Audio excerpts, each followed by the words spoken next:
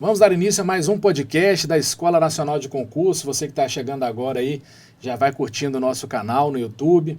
Você pode também acompanhar as redes sociais aí. Nós temos vários materiais à disposição de quem quer passar num concurso público. Se você não se decidiu ainda e acha que esse conteúdo aqui é interessante para alguém que você conhece que está fazendo concurso, já compartilha.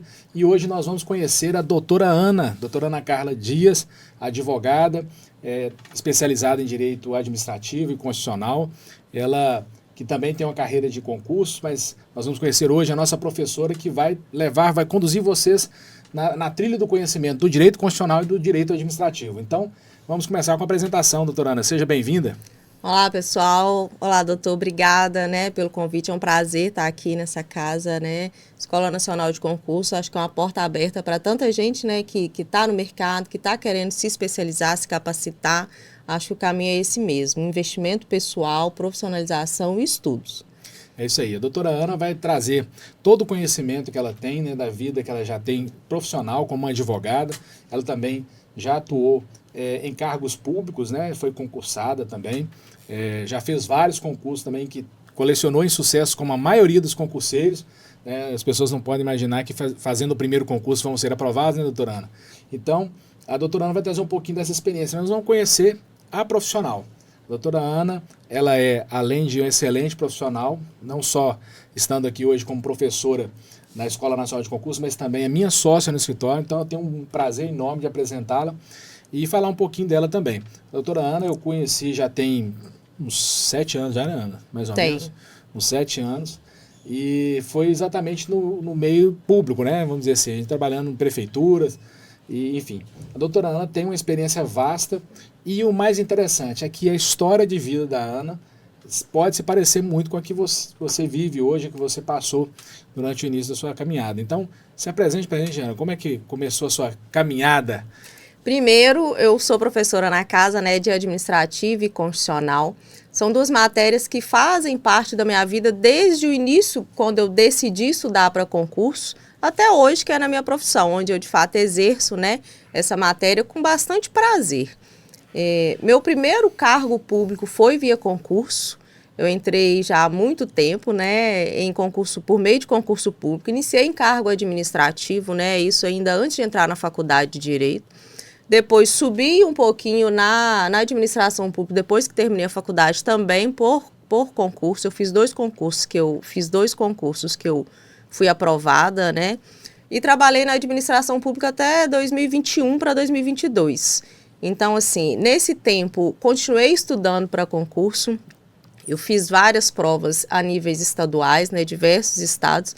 E se tem uma coisa que eu não me arrependo foi de ter estudado para os concursos que eu fiz.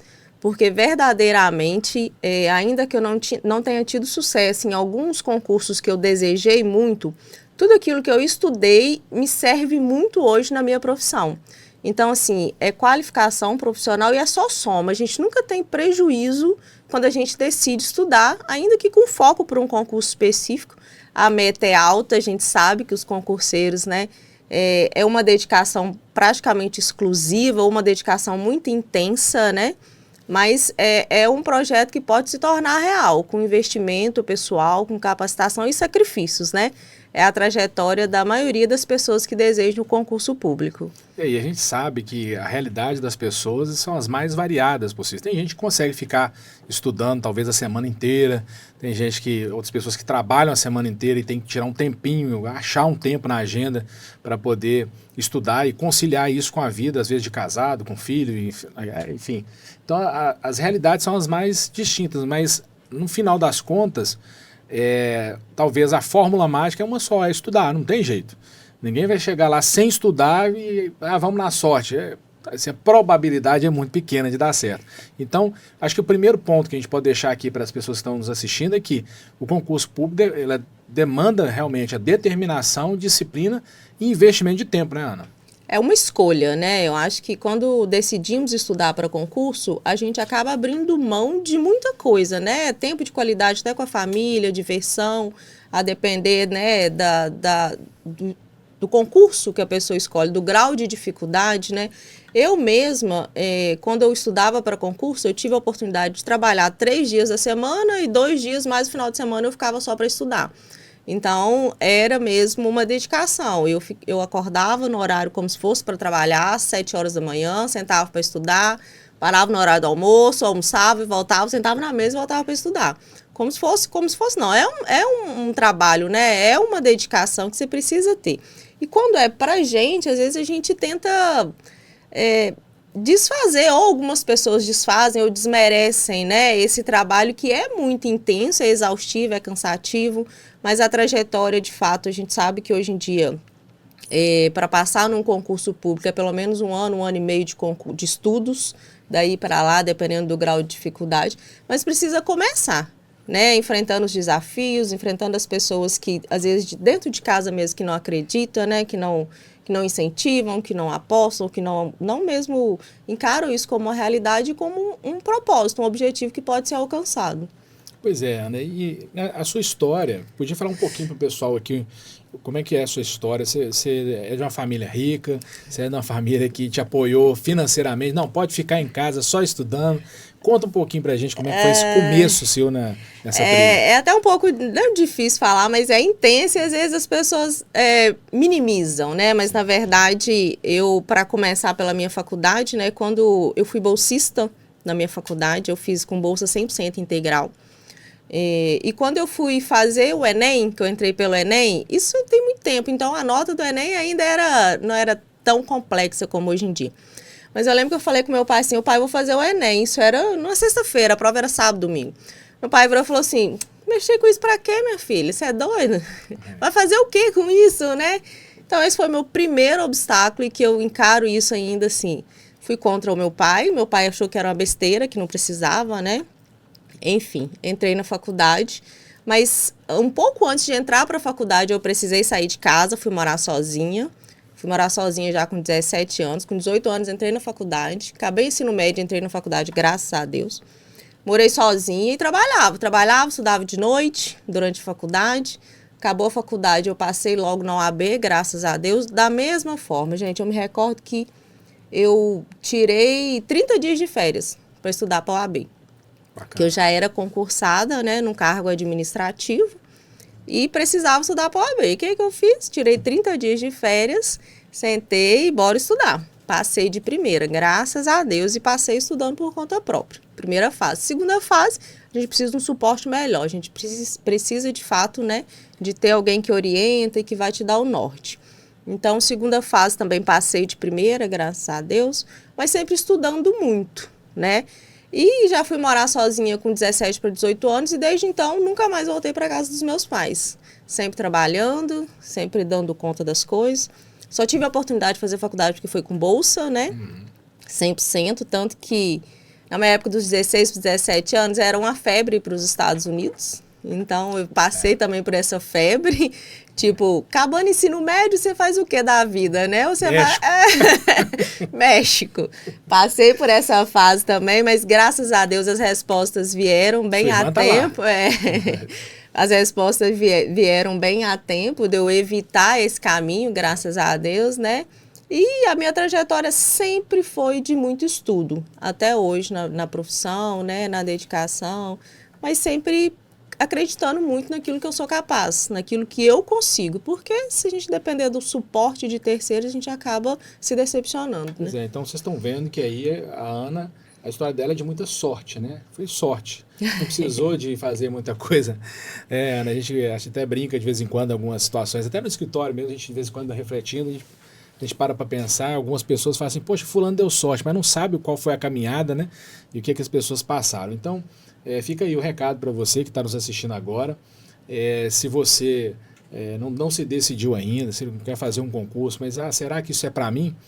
A Ana está aqui como exemplo, como a maioria dos outros professores que passaram por aqui também e deram sua história, sua caminhada, passaram para a gente essa caminhada, demonstram que realmente foi uma escolha. O Dr. Wesley, por exemplo, que hoje é juiz federal, ele falou... foi um momento em que uma pessoa que falou comigo, você não estava falando que ia fazer concurso? Quase que desafiando, né? Ele falou, então, peraí que eu vou te mostrar, né? Então, assim, cada um tem uma motivação, né? Obviamente as pessoas têm razões diferentes para buscar o concurso público, tem situações diferentes, a gente sempre deixa isso muito claro para as pessoas que querem começar nesse caminho, porque, de fato, você tomou uma escolha, tomou a decisão, eventualmente você vai encontrar obstáculos, e se você não estiver determinado, às vezes a gente fica pelo caminho. E às vezes até, como a Ana disse aqui, ela passou em alguns concursos, mas ela também tinha outro concurso, né, em mente e que acabou não conseguindo. Só que isso aconteceu comigo, Ana. Eu, na minha caminhada também, eu queria um determinado concurso, comecei a advogar, realmente me apaixonei pela advocacia, depois virei presidente do AB, essas coisas, tanto que eu fiquei apaixonado pela advocacia, mas eu me encontrei de fato. Né? Então, assim, eu não considero uma derrota, você desistiu então. Não, não é que eu desisti. É porque, e o que eu considero muito importante, você deixou aqui um outro ponto importante para as pessoas refletirem. A caminhada do estudo do concurso público me preparou de maneira que a minha advocacia também ficou mais facilitada, ficou mais acessível aos caminhos que eu precisava seguir, porque eu estava preparado, eu estudei. Então, até para exercer advocacia, você já tinha aquela facilidade, porque já tinha passado por algumas matérias. Mas vamos falar agora, então, da matéria ou das matérias que você vai ministrar a aula para essa turma que vai encarar o concurso público. Vamos começar por qual? Direito administrativo. Então vamos lá.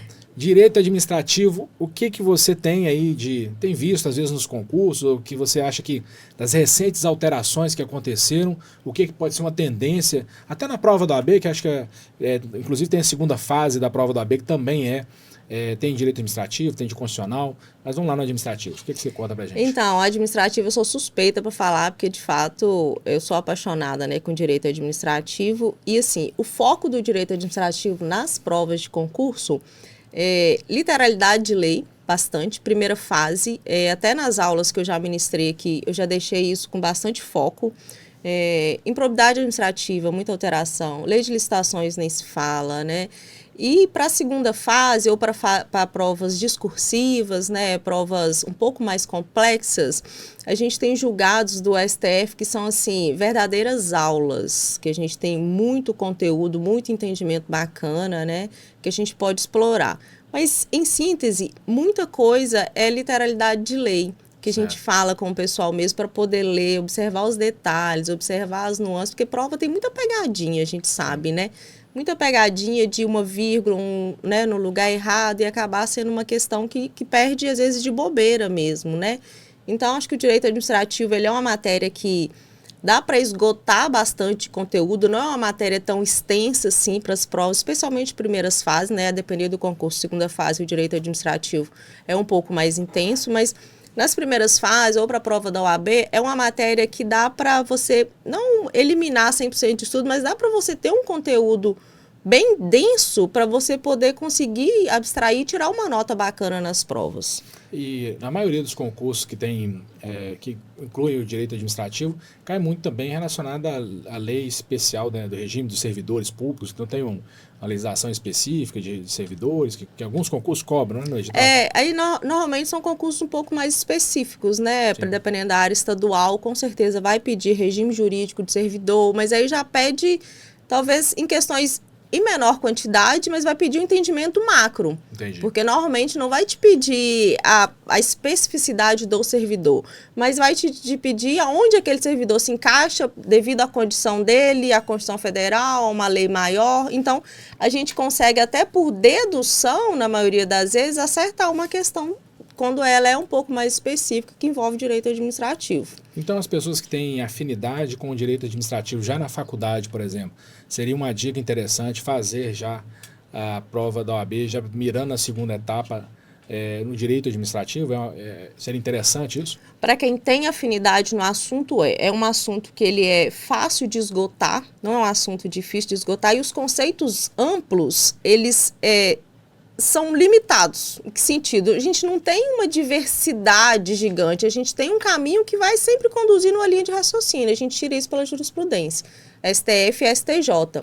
Eles sempre caminham por interesse público, a gente vai ter umas nuances que se você fechar os olhos, pensar um pouquinho, você consegue acertar a resposta. E isso ainda em provas até mais complexas. Segunda fase, prova discursiva, prova subjetiva. Então, tem uma base muito principiológica. Você conhecendo bem os princípios, boa parte dos desdobramentos da própria legislação são quase que intuitivos quando você conhece bem, tem uma base boa de...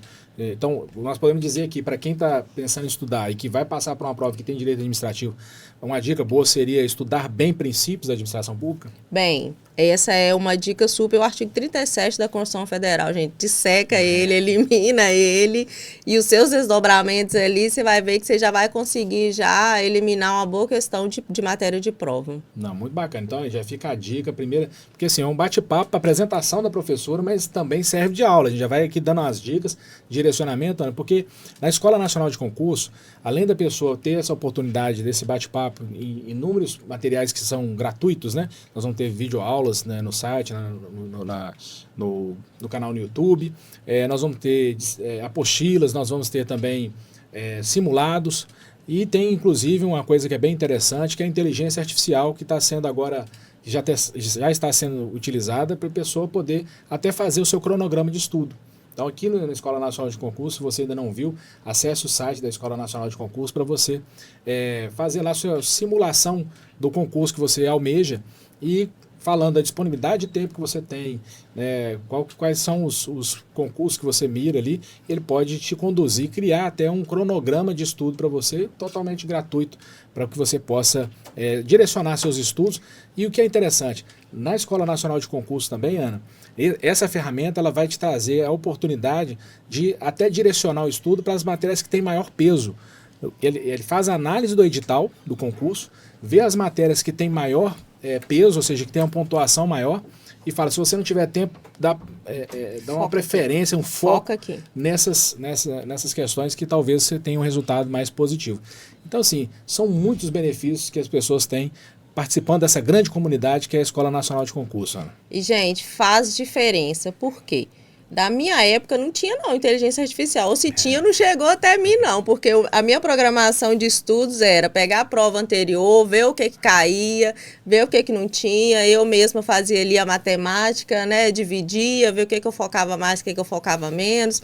Então esse suporte, ele é diferencial.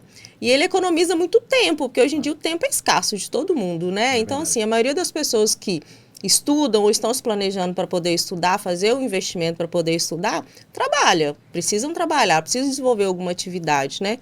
Então, o tempo, ele é primordial. Então, quando você tem uma ferramenta que te dá esse suporte, que te dá esse gás para poder dizer assim, foca aqui, né? Prioriza isso. Se você não tiver tempo, vai nesse caminho. Isso faz uma diferença gigantesca. Bacana.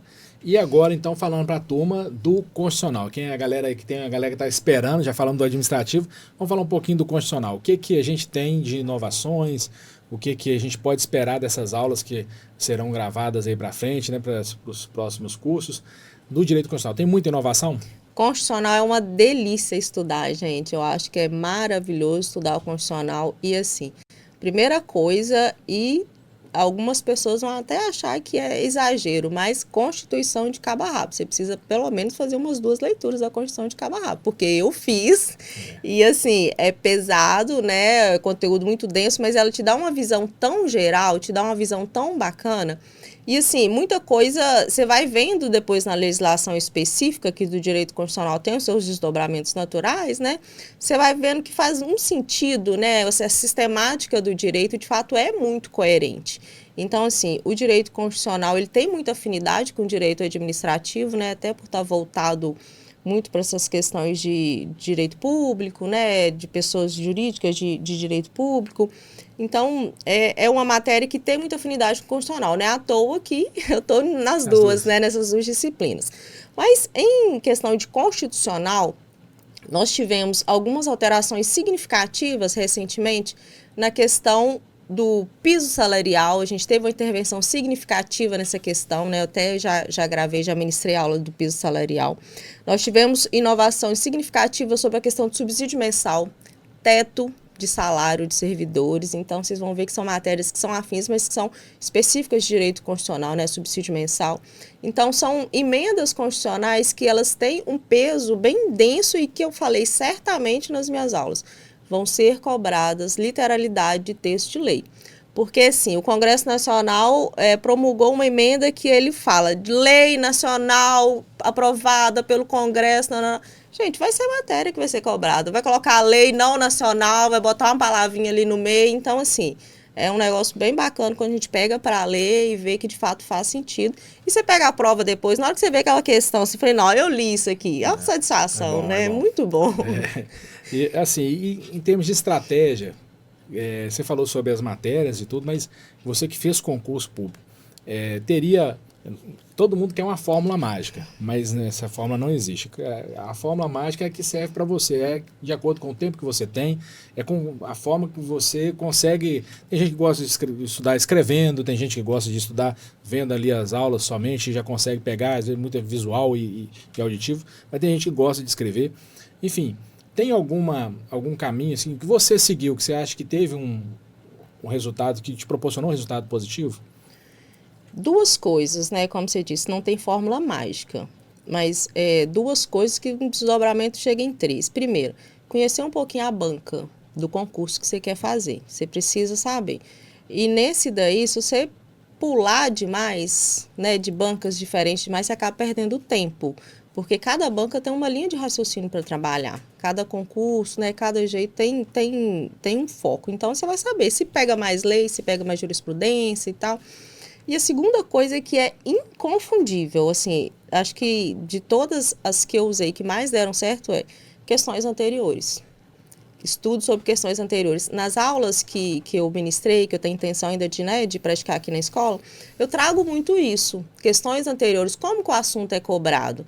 É cobrado texto de lei, é texto de lei misturado com jurisprudência, é inovação legislativa. Então, as questões anteriores nos dá assim, um parâmetro significativo de qual caminho que nós estamos indo. Se está certo, se precisa melhorar, o que é, onde é que está.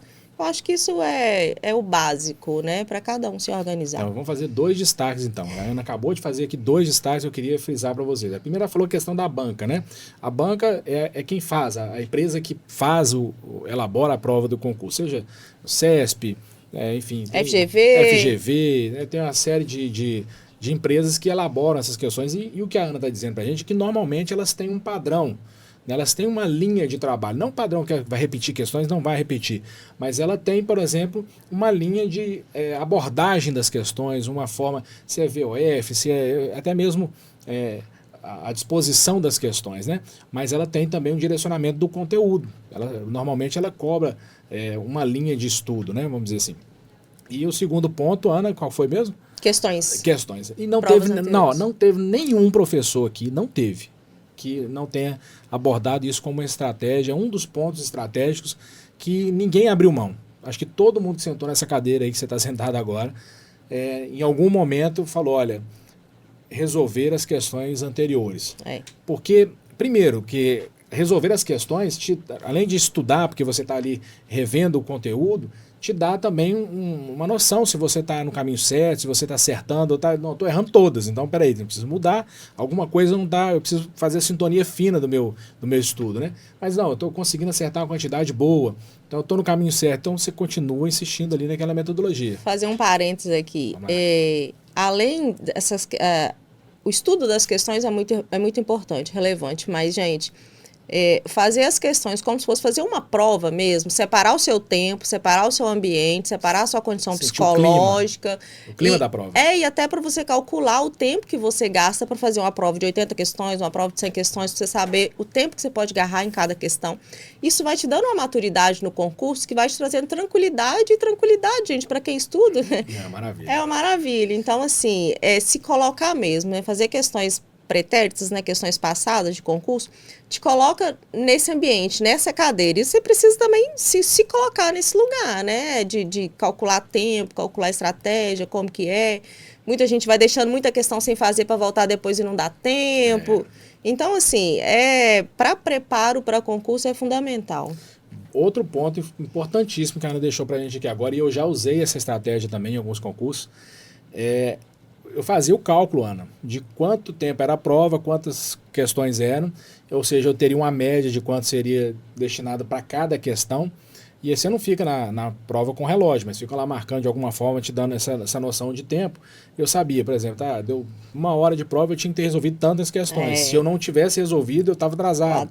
Calcular então, o tempo de atraso. Exato. E isso, e obviamente, eu também separava de 5 a 10 minutos para poder beber uma água, ir ao banheiro, dar uma relaxada, porque também no meio da prova, às vezes uma prova extensa e cansativa, você tem que dar uma parada, né? Até para você dar uma respirada, vai lá fora, dá uma volta, e aí acaba que você potencializa seu resultado, né? Verdade. E essa tranquilidade de fazer a prova, quando você tem estabelecido um cronograma mesmo, de tempo mesmo, eu tenho tanto tempo para tantas questões, e você vai monitorando isso, para que você depois no final não fique desesperado marcando qualquer coisa, porque não vai dar tempo de ler, né?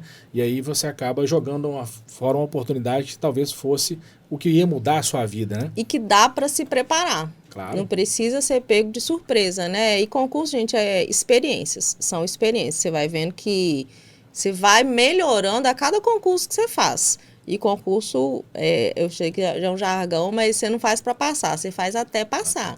Então tem que ser persistente e tem que ir montando as estratégias. O que funciona para você, o que não funciona, eu preciso levantar de hora em hora, porque senão o meu cérebro trava, eu consigo ficar mais tempo, a prova é 5 horas, a prova são só 3 horas. Então, assim, montando as estratégias mesmo particulares, né, individuais. Eu, particularmente, precisava comer um chocolate a cada 10 minutos. Tá explicado. Não, olha o bullying.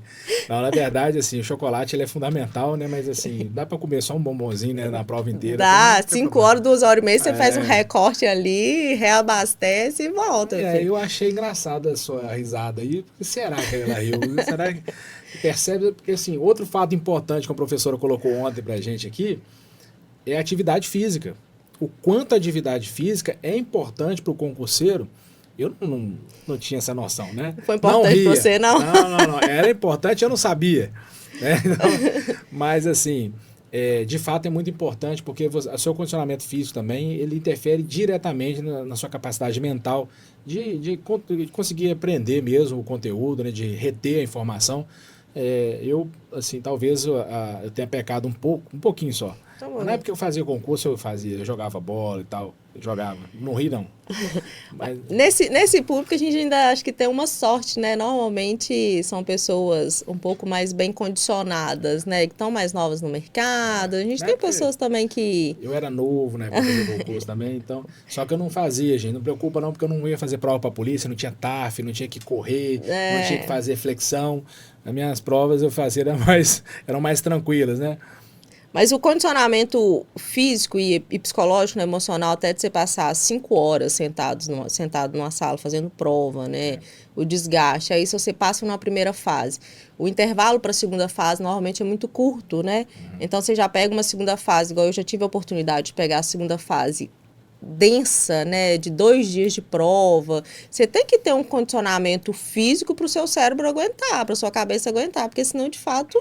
Muitas vezes eu já vi gente abandonando prova, literalmente, assim, não, esquece, isso não é pra mim, vou embora, e levanta e vai embora da sala. Então, assim, seu condicionamento te dá um suporte, te dá um auxílio bem bacana nessa questão. Não, bacana demais. Bom, gente, então é isso. A doutora Ana aqui se apresentou, falou das disciplinas dela, né, o que ela considera interessante quando ela fez também o concurso. Ela vai deixar pra gente agora uma mensagem final também, para você que está aí pensando em se definir se vai fazer um concurso, se não vai. Talvez você esteja assistindo isso, mas você vai indicar esse conteúdo para alguém que seja seu amigo ou um parente, que você sabe que está fazendo concurso. Então, Ana, para a gente fechar aqui o nosso bate-papo de hoje, uma mensagem para as pessoas que estão pensando em entrar nesse mundo do concurso e que ainda não se decidiram. Então, eu diria que a sorte tem nome, disciplina e dedicação. Se você quer... E se você consegue se estruturar minimamente, eu digo assim, gente, minimamente, é você conseguir se organizar do seu dia ou da sua noite algumas horas. Eu, por diversas vezes, estudei até 1h da manhã e acordava às 6 para ir trabalhar às 7. Então, a sorte que todos, né, depois vão dizer, foi sorte, é disciplina e dedicação. E o que nós estamos aqui para poder assegurar, ou para pelo menos oferecer, é um pouquinho de qualidade ou um suporte nessa questão do seu tempo, da sua organização, de trazer material atualizado, de qualidade. Então, se você somar a sua disciplina, a sua dedicação com aquilo que a gente tem para poder ofertar aqui na Escola Nacional de Concurso, certeza que a sua trajetória vai ser de sucesso. Dedicação, empenho e disciplina, e é isso.